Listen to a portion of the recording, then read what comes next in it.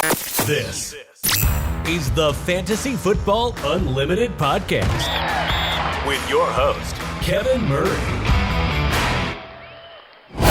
Welcome to the Fantasy Football Unlimited podcast. On this episode, we have an awesome guest. He is a fantasy football content creator, the director of content at Fantasy and Frames, and the author of the Cocktail Playbook.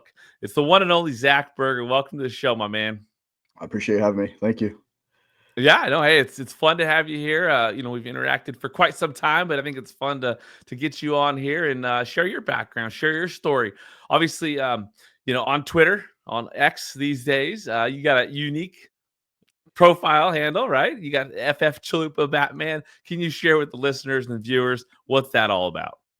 Sure. So it's really easy, actually. I joined Twitter.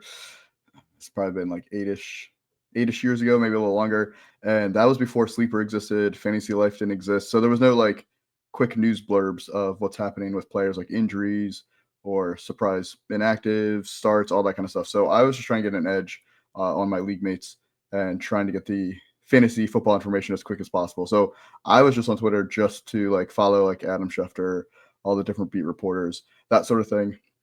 I wasn't really interacting with anybody. And so I figured if it's a fantasy football account, I might as well make it fantasy football themed. I love the league.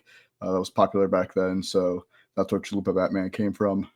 So it is funny when I can tell who has watched the league or who has no idea what I'm referencing with Chalupa Batman. So it's an easy way to find out who likes the league or not. For sure. No, that is spot on because, yeah, a lot of people are like, what in the world is that? And people that have seen the league, they know exactly where that's coming from. But it's stuck. Sometimes people will change their profile, but you've gone with it the whole way. It's Zach Attack. I love it. I love it. So what is your current role for listeners and viewers that don't know what you're doing in the space right now? What's your current role with Fantasy in Frames? Sure. So I'm the director of content, which probably means a lot of different things to different teams. But for me, basically, I help plan with Jorge. He's the founder. I think you've had him on here before. Yes. And basically, we kind of map out the whole year of content of what do we want to talk about for Dynasty and when, NFL draft, getting ready for redraft season. And then in season's a completely different thing with what content do we want to create, when do we want to have it come out, all that kind of stuff. So just kind of a lot of planning, a lot of deciding, all of that. I help with recruiting. So a couple of years ago, we decided to try to put out a lot more content. And to do that, we needed more people because we were a small but mighty team. But it was just we didn't want to burn out anybody. We didn't want to create any stress, especially in-season content is all about getting it out by a certain time. Otherwise, it's worthless. So we significantly expanded the team. I think we more than doubled our team.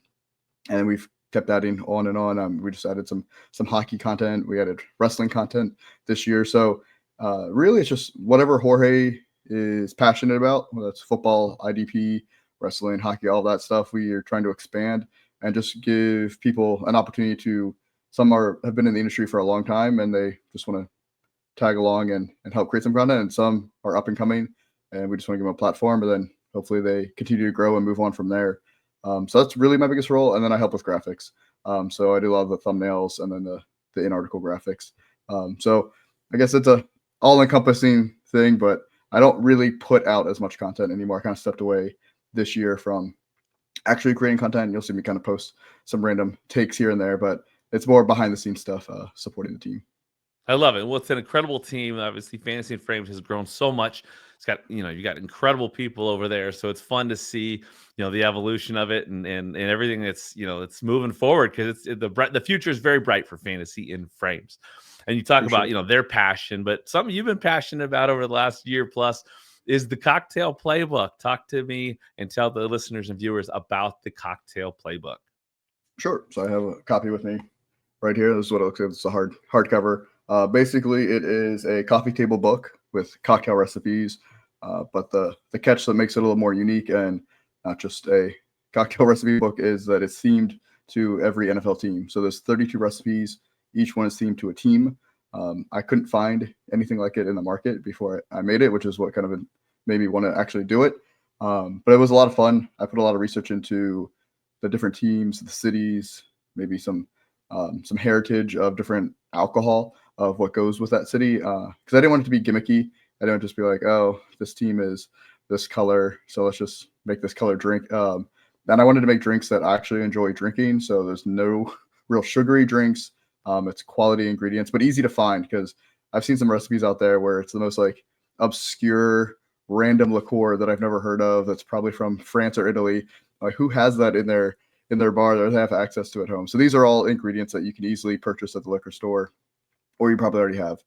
So it's supposed to be accessible. It's supposed to be fun, whether you're celebrating your team's victory or maybe dwelling in defeat.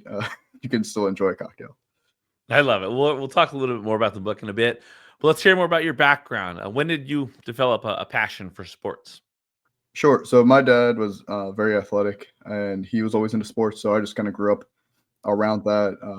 I mean, I remember him playing in a softball league when I was growing up for his work, and I tried pretty much every sport. Mostly as a kid, I played Little League baseball, soccer, multiple different times. I tried it, didn't like it, came back to it, eventually played it a lot. Did basketball, which was interesting because I was very vertically challenged. So always a good time when you're the short kid in rec basketball, but it was fun. And flag football, because I never really had the interest of getting tackled. So flag football was a lot of fun, a lot less contact. But yeah, so it was just being around my dad, always watching different sports games, different sports, and then just playing a lot of sports growing up. It was a lot more fun to be out active, always at practice or at a game. For sure. Now you're an Orlando guy. Are you born and raised in Florida?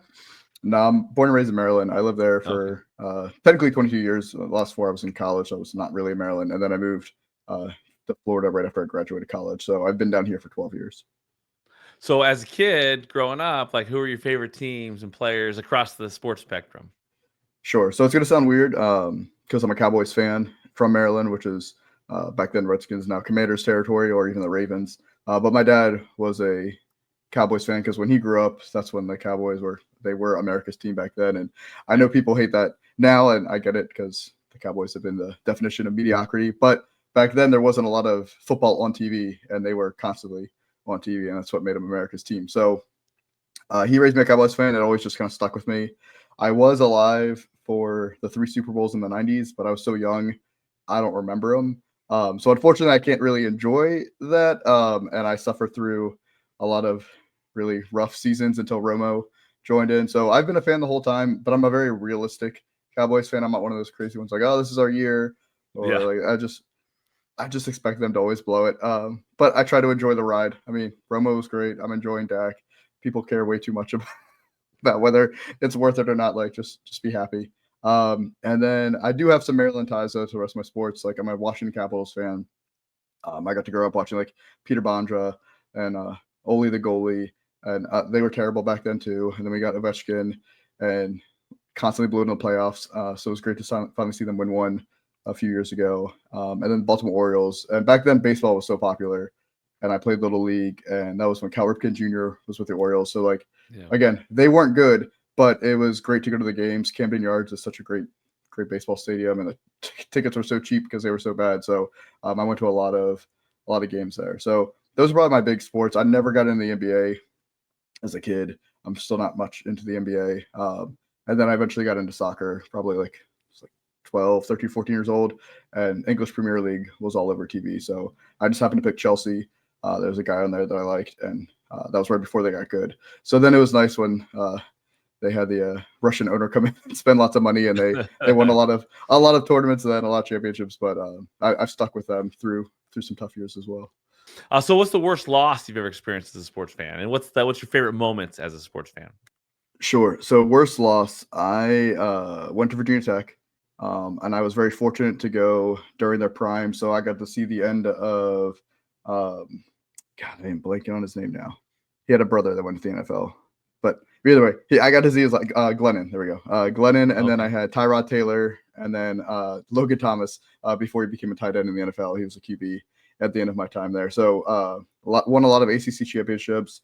We won an Orange Bowl. So it was a good time. However, in my senior year, we went to the Sugar Bowl against the Michigan Wolverines. I don't know if everyone remembers that game. And it was a back and forth game. I think we were ranked 11th. Michigan was ranked 13th. So it was a great game. It was back then it was the BCS. So it was one of those January 1st bowls. and the Tech came back. They tied the game with 2 seconds left with a field goal to force overtime. And then they got the ball in overtime, and the wide receiver, probably one of the better ones that year, Danny Cole, just made an amazing catch in the end zone. It was ruled a touchdown on the field. They reviewed it. They decided to overturn it. People to this day still say it was a catch, kind of like the whole Des Bryant thing and everything else. And Michigan went on to win an OT. And it was just so tough because Tech just always felt like disrespected, as always, because we lost with Vic, have won a championship. Yeah. And like, it was just such a great season. My senior year, it was just a tough way to lose. Heartbreaking. Yeah, sports can do that to you, but obviously you got the good moments in there as well. When along the line did you discover fantasy sports? Sure. So by 2006, I had just moved, still in Maryland, but just moved to a different county. And I happened to be like one of the older kids in the neighborhood because I was in high school and everyone else was pretty young. And I guess there's a bunch of dads in the neighborhood that had a league, and I had some openings. So they invited my dad and I into the league. So it was all dads and then me. And I've never played fantasy football before. I don't know if I really heard of it. I mean, it was around, but I didn't know about it. I love football. So I knew all the players. We did a live draft, and I just assumed that's how they all were. That's not the case. It's pretty rare nowadays. So that was really cool to do a live draft. And I had no idea what I was doing. I picked it up pretty quick. It helped that I knew the players, but I didn't know strategy. I didn't know how to draft. And there wasn't as much content out as mainstream as it is now. So it was fun. I finished 4th that year, so it was a good time. I was hooked after that. I think it took like 2 years later, I won the league. And that's what really kind of got me started into fantasy football, is playing in that league. And I was only doing one league for a little bit. And then as I got older, I eventually expanded the amount of leagues. Sure. So early on, when there was content that you were consuming, do you remember like what it was? Yeah, absolutely. It was a ESPN Fantasy Focus podcast back when it was Matthew Berry and Nate. Stefania was still on there. Eventually, Field came on, and it was great. I didn't realize, it sounds really dumb now, that there was other fantasy football podcasts. Like, I just never really thought about it. I was like, I'm just listening to this one. And then all of a sudden, it kind of clicked. I'm like, I wonder if there's other podcasts out there. And that's when I found the Fantasy Football Today, the CBS guys on there. And then I just, lucky timing, happened to start listening to the Fantasy Footballers, like literally right when they started, like one of their first episodes. And so I've been, now they're on 10 years now. So I've been listening to them since then. But so since that point, I've listened to a lot more podcasts. I listen to way too many, but it's a good thing. I enjoy it. But yeah, those are my first big 3. But for a long time, it was just ESPN. Nice. So what do you love most about the game? Well, the first thing is anybody can play fantasy football. Like, it doesn't matter where you come from, who you are, what your economic status is. As long as you have access to the platform in some way, you can play. It doesn't even matter if you know football or not. Now, hopefully, you know a little bit. It's probably more fun, but it's nice that literally anybody can play and anybody can learn it. So that's really cool, because I don't think there's a lot of hobbies or sports that are like that. And then it was just about I get competitive. So it's a fun way to just be competitive. It keeps me in touch with my friends, because I have my home league, and we've all moved away, different states, and so I don't get to see them very often. And sometimes in the off season, we don't talk as much as we probably should. But then it's time for football season, and we all reconnect again. And so it's just a great way to kind of stay in contact, have an excuse to make sure you stay friends. Nice. Well, yeah, tell me about that primary home league you have, and some of the best experiences you've had in fantasy. Sure. So I'm the commissioner of my home league. This is year 11 of that specific league. And I think maybe like half of us, if that, are still in it. It's just one of those where when it first started, like my dad was in there, my wife's in it, and some of my friends, and I got a lot of their like girlfriends or spouses involved, because I wanted more women to learn it, be a part of it. My wife enjoyed it. So I just wanted them to kind of experience that. So they've come and gone. And I'd always try to, like, if we lost somebody in the league that next year, because it was never a pressure thing of like, hey, if it's not for you, no worries. Like, I want you to have fun in the league. I would try to bring someone in that hasn't really played before and let them learn. And because it wasn't very competitive, it's a $20 league. It's more about having fun, having some trash talk. And I haven't had to replace anybody in I guess I had to do one recently, but for the most part, I haven't had much turnover recently. So we've kind of built it up. And it's just been fun. We started with ESPN. We moved over to Sleeper. it's still one QB, but I think it started standard scoring, eventually went to half PPR. Now we added half point for first down. So we try to kind of ebb and flow. We got rid of kickers defenses. Now we have extra flex. So as the industry kind of shifts around and we want to try different things, we kind of go with the times. And it's just been a lot of fun at how competitive we get. I had the commissioner's curse for a long time. I finally broke it last year. It was brutal for a long time, not ever winning it. So it felt good to finally win. Now whatever happens is just gravy. I love it. So who's the biggest rival you have in fantasy? Who's the one person you have to beat when you play them? Oh, it's easy. It's my wife. Nice. She has dominated that league. She's won 3 times. I think she's gotten second 2 or 3 times, third place twice. So I mean, half the time of the league, she's been in the finals. So it's been brutal for me. I've never finished higher than her until last year.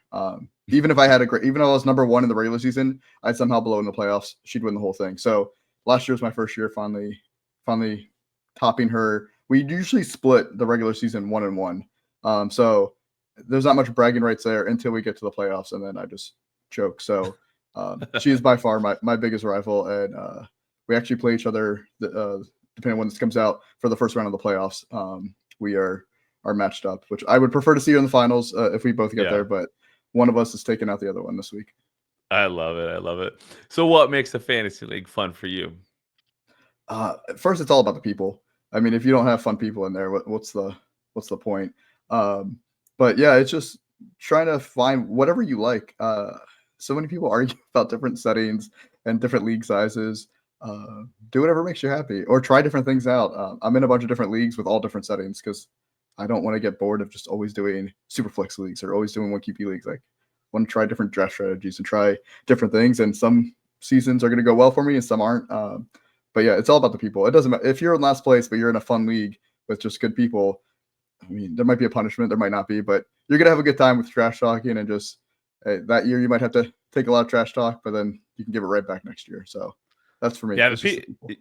Yeah, people are definitely the foundation of fantasy leagues for sure. Are there settings and formats that you do like the most? I'm definitely more of a fan of redraft. I know that kind of feels sacrilegious being in the fantasy football industry. Everyone seems to be pro dynasty. I don't mind dynasty, but I just really enjoy redraft. I like being able to change my team each year. I like keeper. My home league is like a 1 keeper, so that adds a little, not really dynasty aspect, but it adds a little bit. But yeah, for me, it's I prefer 1 QB honestly over super flex, but I don't mind playing super flex, and I definitely prefer half PPR over full PPR. But I like adding that half point for first down to kind of balance out the PPR element. But yeah, for me, I'll try any of the different settings. I'll give it a try, and if I don't like it, I won't do it again. But yeah, I don't really have a big like I will only play in this specific league. Yeah, I think that's the best. I love having a variety of leagues that have different settings, different experiences. Like you said, different strategies. At the draft, it's going to be different depending on settings and formats. But you are right. The league foundation is really the people in it, and that's what brings the fun into fantasy. So I love that. I love that you got a league that can do that for you, and I love that you have a rival right at home. That's fun. It gets tough. So yeah, I love it. So diving into the industry, when was that? Like, what inspired that? And Sure. getting involved with content creation. Getting into like actual content creation was March 2021. I had a team. I actually never heard of them. No offense to them. I just had interacted with them before. Pro Sports Mania. I'm not even sure if they're around anymore or not. And it's okay. But they reached out to me and was like, "Hey, are you interested in writing for us?" And I was like, "I have 0 fantasy football writing experience. I don't even really enjoy writing all that much. Like, yeah, it's fine. Just give it a try. If you don't like it, like, no big deal." So I was like, "Well, how much do you need me to do?" And it was not a big commitment. So I was like, "Sure." And I did a couple articles, got hooked on just being able to put out content. So I was like, well, as much as it's fun to write just for this one, like, I'd like to like kind of get my feet, now that I got my feet wet a little bit, like see what else is out there. So I reached out to a lot of teams that I had kind of gotten to know and respected, and just like, "Hey, do you need another writer or whatever?" And way too many people said yes. I thought there'd be a lot of no's and maybe like one yes. It was almost all yeses. So I went from writing for one team to writing for like 6. But I made sure each one I was doing something a little different, and I made sure that I was very clear on what I could commit to. And so it really wasn't bad. Actually, I thought it was a great way for me to get to know a lot of people really quickly, build a lot of relationships, and just kind of not so much get my name out there, but just get my content out there to more people, because everyone has different audiences. So it was a lot of fun. So that was 2021. Yeah, it was during that COVID boom, right, where a lot of people were kind of Yeah. discovering the fantasy industry, getting involved in content creation. Good times back then, for sure, when it comes to just people connecting, and I enjoyed it as well. Now, you obviously did a lot with like Triple Play Fantasy. You did like the interview series and stuff. But what was that like for you? Sure. So yeah, one of the teams I joined was Triple Play, and I did some writing at first for them, but then they kind of transitioned to really getting away from writing and mostly just doing like video content or audio content. So I was their host of their waiver wire show for a couple of years. And then my last year with them, I hosted their main fantasy football show. But in the off season, I wanted to do some other content for them, and you don't need a waiver wire show in the off season. So I decided to do an interview series. So I was inspired by Casey Kasem's interview series, where she kind of just takes time to interview people in the industry and kind of getting to know them more from them being who they are, not so much their football takes. And so I thought that was interesting. And her podcasts were not too long, but they were longer. They're like usually an hour plus. And so I was looking to do more like a 20-minute show, 4 or 5 questions, some rapid fire questions at the end. And I thought it was a good way for me to, again, just kind of network and connect. And so I just reached out to people, a lot of cold DMs, just like, hey, here's who I am. Here's the show. Would you be interested? And if you are, like, let me know, and we'll get you set up. And so it was a lot of fun. I got to meet a lot of people. I think I did, was it 30 interviews the first season? I think I did like another like 20 the second season. So I got to do a lot. I got to meet a lot of people, and I was really cognizant of not just like trying to interview the quote unquote big names. I also wanted to interview people that were more up and coming, maybe didn't have a bigger platform, just to get to hear their story, because a lot of people probably hadn't heard their story, or they're so focused on putting out content. I kind of wanted to get to know a little bit more behind that content. So it was a lot of fun to kind of connect and meet with a lot of people that way. So along the way, what's been the biggest challenges for you in this space? It's all about time commitment, that work-life balance. I'm not doing this for the money. I'm not getting paid at like a big team. I'm doing it for the passion, not for the money. And I still have a full-time job. I have 3 kids. I have a wife. And me and my wife have very different work schedules to help manage our childcare. So it's typically, if I'm not at work, I'm probably with my kids. And if she's not at work, then she's with the kids and I'm at work. So trying to find time to make sure that we have enough time together, and then also have time for the kids. So interviewing for a podcast or recording a show, especially if it's live, definitely makes it challenging, which is why I more stepped away from doing content and helping more behind the scenes, because it's a lot less time sensitive of having to like get on right this second and record. So that's definitely the hardest part, is finding that balance, so you make sure you're giving enough of yourself to everybody. No, that's true. I think everybody can relate to that, and it's awesome that you found a pathway to working behind the scenes and have some passion for that.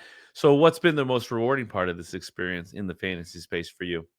Sure, it's definitely being a small part of Fantasy Cares. So I got into Scott Fish Bowl. I'm sure most of your listeners know what that is at this point, but I got in Scott Fish Bowl 10. So 2020 was my first one. I did the Satellite League in Scott Fish Bowl 9.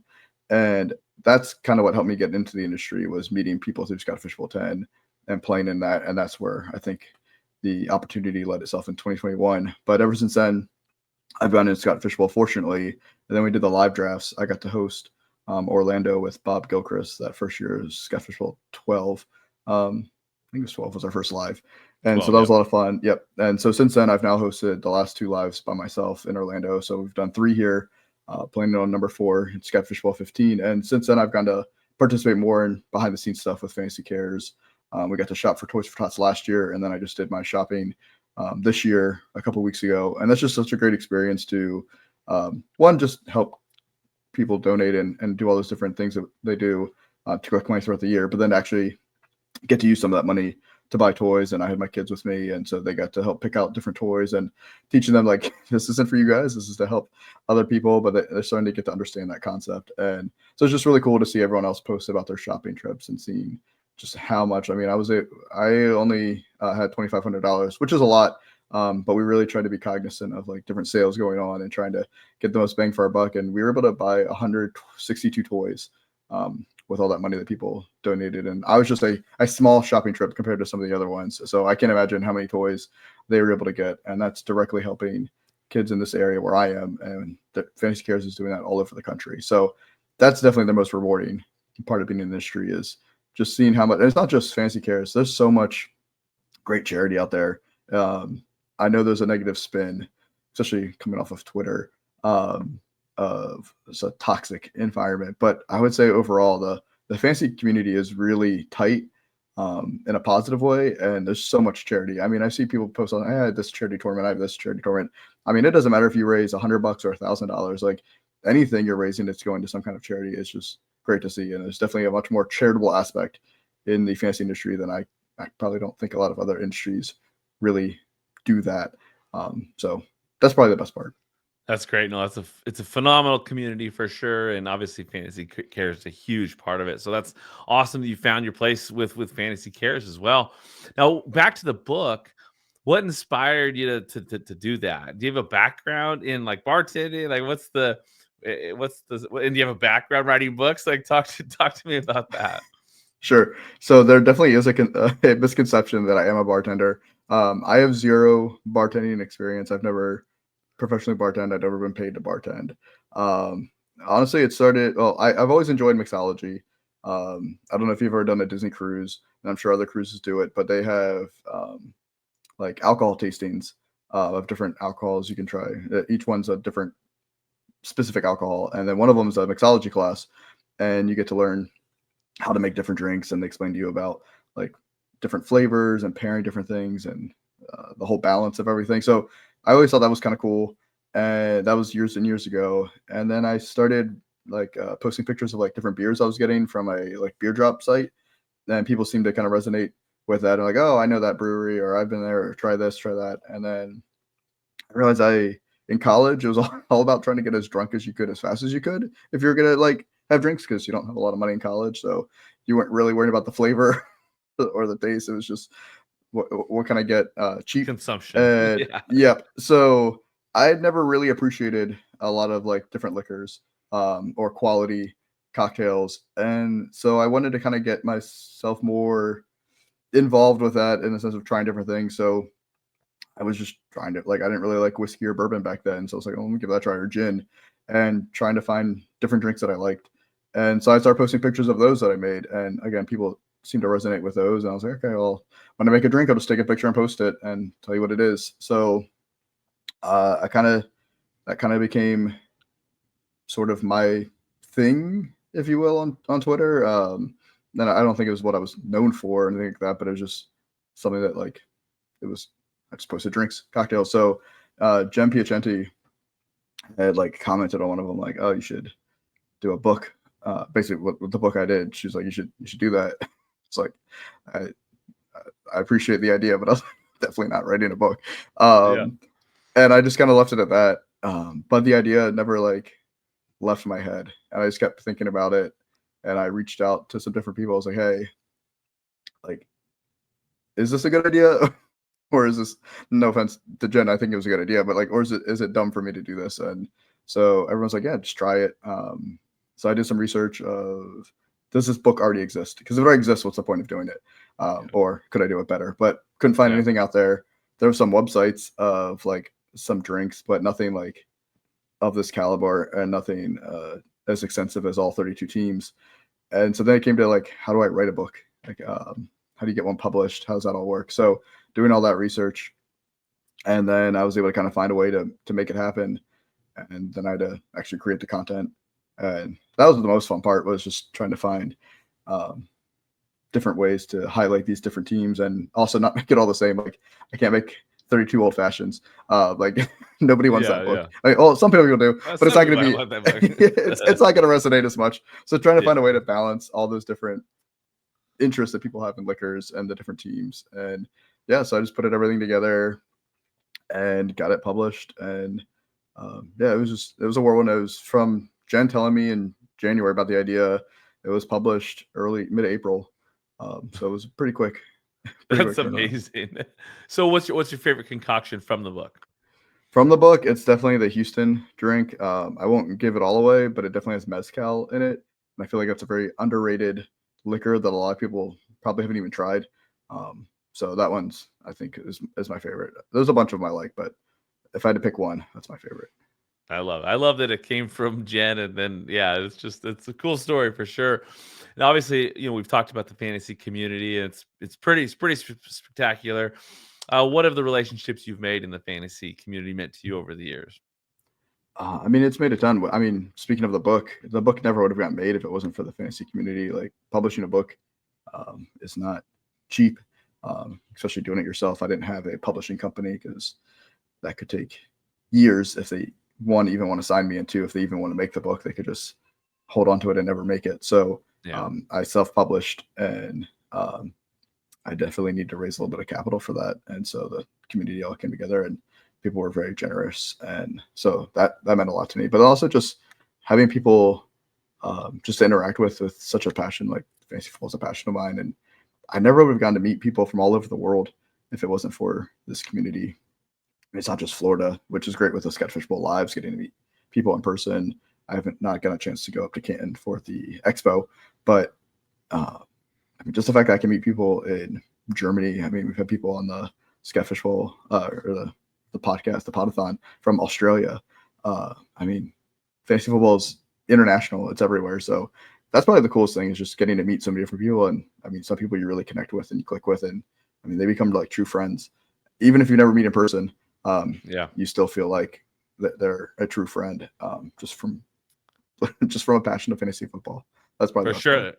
Yeah, I mean, that's why the expo is so special, and that's why the local live SFB drafts are so special. Is you get to meet people, and probably a lot of people that you've interacted with a bunch over the years, and you already feel like you're friends. But then it kind of seals the deal, right? Get to meet them in person and all that. But it's also cool. I love the SFB live thing because you realize like there's a lot of people in your area or the area you're going to that are in the community or involved or passionate about fantasy, and it really brings that kind of that regional aspect to it, which is a ton of fun. I'm sure you've been surprised with how many people that you knew online that are actually not that far from you, right? Yep. You're like, I had no idea you're in Florida or right down the road. Yeah. Exactly. But obviously football definitely brings people together, brings us together. This season, it's been another wild fantasy season. Who's been your MVP at this point? So I saw your question. I had to think about it. I feel like there's two. For me, it's either Jamar Chase, just because he's been by far the best wide receiver. His stats, his fantasy numbers are just insane this year. And it feels like he's the only like big hit from round one that didn't have a significant injury or just poor play. And then the second one was Saquon Barkley. Because from a running back point, I mean, he's putting up so many touchdowns. I mean, he feels like a second round steal at this point. Yeah. And so I think it just kind of depends on how your team build was. If you got Chase, you could probably gotten Chase and Barkley, honestly, in the first and second round, which would be insane. But to me, they feel like the two biggest ones. And I know they're big names and were drafted early, but there's just so many landmines this year in those first couple rounds that they feel so rare this year as to being great hits. Yeah, there's no doubt those guys are going to be on a lot of top seeded teams entering the fantasy playoffs. Now, obviously, we got real football as well. You got the Super Bowl ahead of us. You got the playoffs coming down the line here. Who at this time do you think is going to be in the Super Bowl, and who's going to win it? So as I said, I'm a Cowboys fan. It's definitely not the Cowboys. I can promise you that. But for the NFC, I would love to see the Lions get there. I would love to see them win it all. Just that franchise has been through a lot, and it's just such a fun team. It's hard not to root for them. In the AFC, I think it's a lot tighter. I think there's 4 teams that have a legit shot: the Chiefs, the Bills, the Ravens, and the Steelers, actually, which I feel like people aren't talking about the Steelers. If George Pickens is not seriously hurt, I don't know how bad the hamstring is. I think the Steelers are a dark horse to to make it to the Super Bowl. His defense is so good. If George Pickens is a lot more hurt than we think he is, then I think it's the Bills. Bills finally this year are going to bring it home, but we'll see. And I would love to see Bills and Lions just because those are two franchises that deserve a Super Bowl. So that'd be a great matchup. Yeah, it's great. Either one that wins that, I'm happy with because there's good stories on both sides. Who do you think is going to win it? If that was the matchup, I'm going to say the Bills. Okay. Josh Allen, just a hero. I love it. Yeah. He's been on fire, and he definitely can carry the team. So that'll be a fun one. It'll be fun. Let's dive into some rapid fire questions. I'll just throw out some questions. You let me know what first comes to mind. We'll get to know you a little bit better. What do you enjoy most about what you're doing in the fantasy space right now? Sure. I talked about it a little bit earlier, but representing Fantasy Cares to host the Skyfish Bowl live drafts here in Orlando is definitely my favorite. I love it. Now, can you name a person that you'd love to watch a football game with just to see their perspective on it? Yep. So this one, I feel like I kind of cheated because I think it's going to give me more than one person, but Taylor Swift. Just because I think it'd be cool to say I hung out with Taylor Swift, and then you don't know who else is in the entourage that could be with her to watch the game. So that's true. Could be a great fun conversation watching the game with her. The only downside is you're watching the Chiefs play, right? I mean, not necessarily. I mean, I'm sure she appreciates other sports now. I mean, maybe the Chiefs are knocked out and Travis is there and we can all watch together. Okay, I love it. You never know. What are your favorite hobbies outside of sports? Sure. So I definitely don't feel like I have a lot of hobbies outside of this, just between kids and work and all that. So I'll go with mixology, just because I do clearly, whether I had the book or not, I'm still trying different cocktails and trying to learn different flavor combinations and do different drinks I like. So we'll go with mixology. Yeah, it's market research at this point, right? Yeah. You are a fitness guy too, though, aren't you? I need to get back more into it, but yes, I do appreciate being healthy when it comes to trying to be active. Yes. I love it. Now, do you have an all-time favorite TV show? Definitely The Office. There's a lot of great TV, but if I can only pick one, it's The Office. How about a movie? It's the original Top Gun. I enjoyed the new one. Okay. Don't get me wrong, but I don't know. Just growing up, I mean, it came out before I was born, but growing up when I watched it when I was old enough, there's something about just the plot is not the biggest plot, but just the action, a little bit of romance is fine, but like the jokes, the music, it's just, for me, it just kind of encapsulated just like an entertaining movie. Like you can't be sad watching. I mean, I know Goose spoiler. That's a sad moment, but just the entire movie, watching the movie, you can't be sad after watching it. It's inspiring, and yeah, it's a legendary movie. I do think they nailed the second one. I think Maverick was phenomenal. And, it was a fantastic movie. It was way better than I thought it was gonna be because it was talked about for it felt like 20 years they're gonna remake that. And they kept getting pushback. So I was definitely surprised at how good it was, and I thoroughly enjoy it, but I still prefer the OG. Yeah, it's the original for sure. How about an all-time favorite sports movie? Cool Runnings. Nice, that's a good one for sure. Now you are again an Orlando type guy. What's your favorite theme park down there? Sure. So if I didn't say a Disney theme park, since I actually work for Disney, I feel like I would probably get in trouble. Not really, but definitely Epcot. Just because it has a little of everything there. You can have lots of fun rides there. They got some great rides there. Some good shows, but then great food, great alcohol, and I just feel like you can do a little of everything. Doesn't matter who you are, or if you're with a family or just a bunch of adults, you can find something fun there to do. I was there a few weeks ago. It's great. How about a favorite ride? What's the best ride down there? Sure. So this is where I will have to step out and go to Universal. Is the Velocicoaster. I finally got to ride it for the first time like a month or two ago. And it's a great roller coaster. I love roller coasters, and that's the first one in a long time that like I was thoroughly like surprised is the wrong word, but like it felt like a roller coaster I've never been on before, and so I appreciate that. Yeah, that is a phenomenal ride as well. But I would say, I mean, Guardians at Epcot, like that is it's a great ride. Such a phenomenal ride. It's such a different sensation than other rides. So I love that one. It's a good one. How about what's your excitement level for Epic Universe? What is it like down there? Like people talking and people excited for that? Sure. So I'm probably not the best person to answer for a couple reasons. One, I work for Disney, which it doesn't bother me that they're doing that. It probably brings more business to Disney anyway. Yeah. But because of my kids' ages, I don't really get to go to Universal. So I used to have an annual pass before my kids were born. My wife and I would go all the time because it's a great theme park, especially for adults. But it's not a great theme park for young kids. There's just not a lot to do there, and the price of an annual pass is not cheap. And I understand that. So we were able to get tickets from somebody recently. That was my first time going, probably in 8 years. So it looks really cool. I'm sure it's gonna be great, and I will eventually get to it. But I would say my interest level is medium, or excitement level is medium right now, just because I Sure. probably won't be going for a while. One, while it's so busy and popular, and two, until the kids get a little older. But I mean, it's always great to add more tourism down here, Sure. more theme parks. So I would say medium. Is the hype, down there pretty high for it? I'm not sure. I mean, I'm kind of in the Disney bubble. Yeah. So people talk about it here and there. I think there'll be a lot more excitement once we get into next year and get a little closer to I think it's like May, maybe is when it's supposed to open. Yeah. So I'm sure it's going to build a lot more, but just the people I interact with are not really in that world. Sure. So I don't know how big the excitement is, but I'm sure there's excitement. Makes sense. What's your favorite band, artist, musician? Sure. Definitely Linkin Park if I had to pick one. Okay. How about a favorite food? So I wasn't sure if you meant like dish or type of food. So if it's a We'll do dish, both. I'm gonna go. Okay, so for dish, it'll be chicken parmesan. Like if you can make Nice. just a good quality chicken parmesan, and then if we're just talking about a type of cuisine, it'd be Chinese food. Okay. Chinese and chicken parm. I love it. Yeah. What's your favorite snack? I don't know if this counts as a snack, but ice cream. I'm gonna try to cheat and say that's a That's snack. good.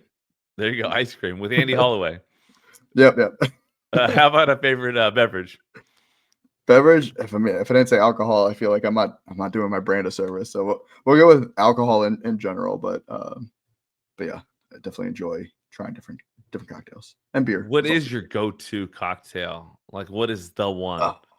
It depends on what I am in the mood for. I would say there's a couple different ones. Probably your most, I don't call it basic. It's not basic, but old fashioned just Yeah. is a good sipping cocktail. If I want something maybe a little brighter, a little stronger, maybe like a margarita. It really just depends on what I'm in the mood for, honestly. I like it. Well, you're a professional at this stage, so I love it. What are you most grateful for at this time? Sure. I mean, this time of year, we're in the holidays. It's always gonna be friends and family, and just also being able to think about like donating to help all those kids and families during the holidays and everything the community has done to be able to be a part of that. Like, it's hard not to be grateful and appreciate all that. That's awesome. Now, can you name some of the people that have just had a big impact on you during your time in the fantasy sports community? Sure. I'm gonna definitely leave a lot of people out, so I'll just say that anyone I've interacted with, I definitely appreciate their impact they've had on me. But David and Eric Mendelson from Triple Play Fantasy, I mean, they were the first ones to get me on a podcast and to give me that space, and they've become friends over the years. All the different people with Fantasy Cares, I would name them all, but there's so many of them, they know who they are. But I appreciate all of them. I've gotten to meet a lot of them in person at some point. Scott Fish is, I think, the only one. I joke that he's the last of the Infinity Stones for me to meet with. I think I met with everyone else. Jorge Edwards is definitely a friend now, giving me so much opportunity to learn and to grow with him with Fantasy and Frames. Josh Hudson and Ryan Weiss over at Club Fantasy gave me a space to do a lot of stuff with them. And I mean, I even did a podcast or it's more of a YouTube series with my daughter when she was a baby. It was a quick little 5-minute thing of talking about players to start or sit while having my daughter on there. So like stuff like that just means a lot. And it was a lot of fun. But yeah, I'm definitely missing a ton of people, but I would hope they know who they are. And if they don't, I will make sure they know. Yeah, it's a great list, and you're right. It's an unlimited list when it comes to the amount of great people in this space, and that you get a chance to communicate with and interact with and grow with.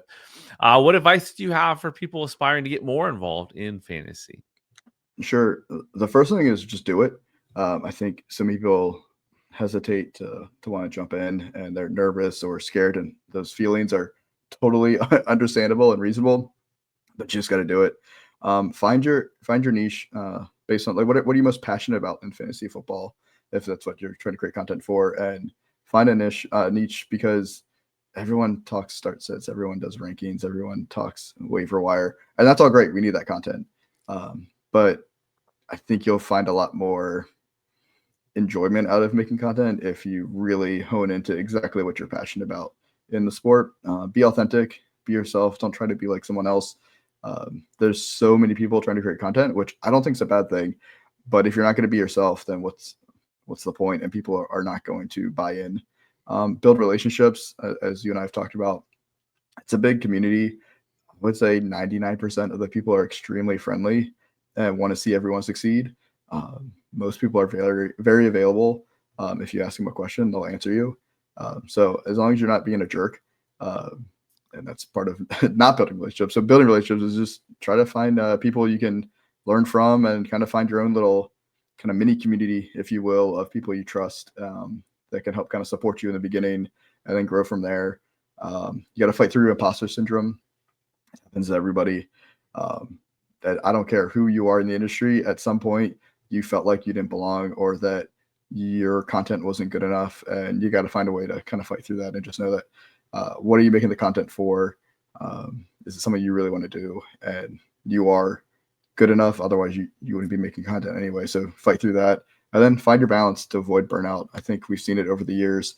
Some people really go really hard in the beginning, which is great, and then they get burnt out. They're not consistent and they disappear. So if you can't put out content every week, don't put out content every week. If it's once a month, great, it's once a month. But find that way to find that balance for you, whatever that looks like. So your audience knows when to expect your content. So you're consistent, but that doesn't mean it has to be every day. It doesn't mean it has to be every week. Everyone has a different path. So I think those would be, I gave enough advice there, but I think those are my biggest ones. That's fantastic advice. I think it's great advice. Anything we didn't cover before we close things out here that you want to share? I think we went through a lot of it. I appreciate it. For sure. Now, can you tell listeners where they can find your work? Sure. So like I said, I don't really create a lot of content now, but definitely follow Fantasy and Frames. The team over there puts out a ton of work. And if you see the thumbnails or the graphics, odds are I did make probably those graphics. So that's where you can find my content. But yeah, definitely follow all of them. It's a big team now. I think there's over 20 of us there. So lots of great people to learn something from. And then if you're interested in the Cocktail Playbook, it's on Amazon, technically Barnes & Noble too, but Amazon's the easiest way. It ships really quick if you're a Prime member within a couple days. Typically, there's a hardcover and a paperback version, or if you have the Kindle Unlimited, it's actually free on ebook if you want to go that route as well. So awesome. Now, obviously, again, at FF Chalupa Batman on X. Yes, that's where to find you there, right? Yeah, yep. I'm also on Blue Sky now too, as well. Same handle. Any social media, I'm going to be FF Chalupa Batman, except for IG. I'm the NFL Cocktail Playbook is on that one. That's awesome. Well, again, thanks for coming on here. It was an absolute pleasure to mix it up with you. Can't wait to see what's in store for you in 2025, my man. I appreciate it. Thanks for having me on. Thank you for listening to the Fantasy Football Unlimited podcast. Until next time, be sure to follow and subscribe to all of FFU's social media accounts for daily content.